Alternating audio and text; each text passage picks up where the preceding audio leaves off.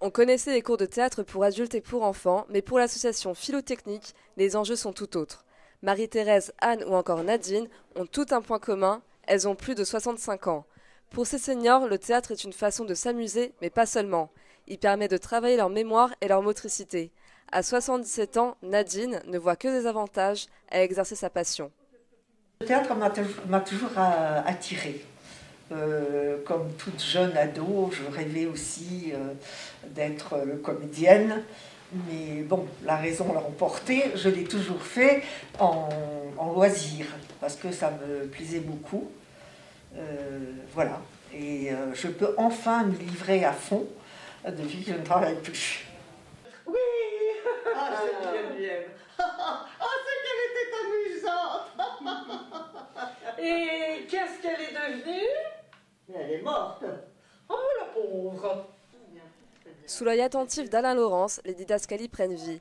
Le metteur en scène est ravi d'enseigner à des personnes âgées.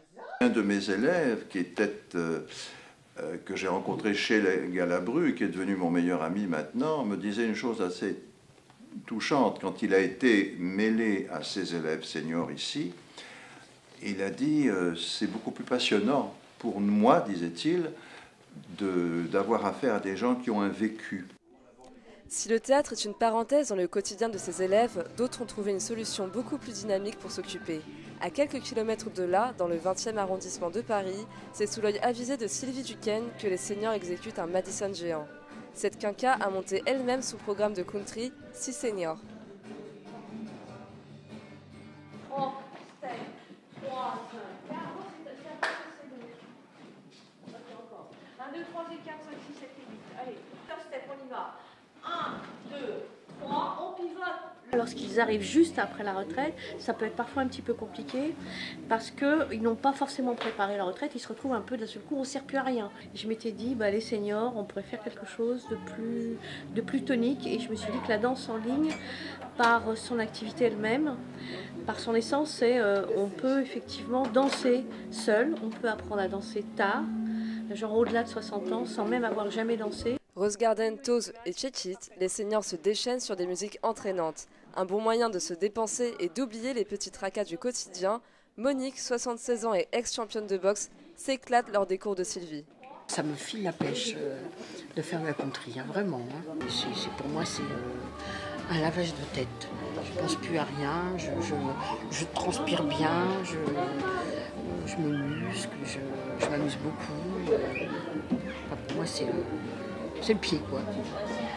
Par ses enchaînements toniques, la country aide à rester en forme et à se repérer dans l'espace.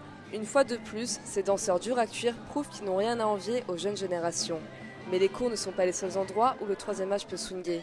À Montparnasse, le club mythique de la Coupole par où est passée Simone de Beauvoir et le tout Paris pendant l'entre-deux-guerres, propose un thé dansant le dimanche. Michel refréquente la Coupole, lieu emblématique de sa jeunesse 65 ans après. Depuis ma retraite, je danse le plus possible. Ils ont décidé de faire danser le dimanche. Et j'en ai tellement écouté parler, j'ai dit aujourd'hui, je vais venir voir comment ça se passe. Et j'ai trouvé la salle, bon. Et le style, certains styles, a toujours resté depuis que j'avais 20 ans. Mais je dis que c'est une bonne ambiance, bonne musique. Les seniors n'ont décidément rien à envier à leurs successeurs. Quand ils font la fête, certains se révèlent être de véritables nightclubbers. Si la Coupole permet de pratiquer une passion, elle favorise surtout les rencontres. Sylvie, 66 ans, passe ses dimanches à danser. Un bol d'air frais. Alors je vais à un thé dansant parce que j'aime danser, ça c'est la raison principale. J'ai toujours dansé toute ma vie, mais beaucoup moins qu'aujourd'hui. Aujourd'hui j'y vais 2 ou 3 fois par semaine et je trouve que ça maintient de la souplesse, de la grâce. C'est bien plus agréable que d'aller dans une salle de gymnastique. Une raison importante pour laquelle aussi il est agréable de venir danser quand on est retraité, nouvellement retraité comme moi, c'est le lien social qui se crée avec des gens dont on sait qu'on va les rencontrer. Un bel exemple d'euphorie et de passion de 7 à 77 ans. Cette vie remplie d'entrain, cette génération l'a choisie et n'a rien à prouver aux jeunes, au contraire. D'ailleurs, que répondre à ceux qui pensent que ces pratiques ne sont plus de leur âge? Eh bien, je crois que c'est la motivation qui est très importante. Moi, je leur dirais de venir déjà, de s'inscrire. Les jeunes ne trouvent pas de copines.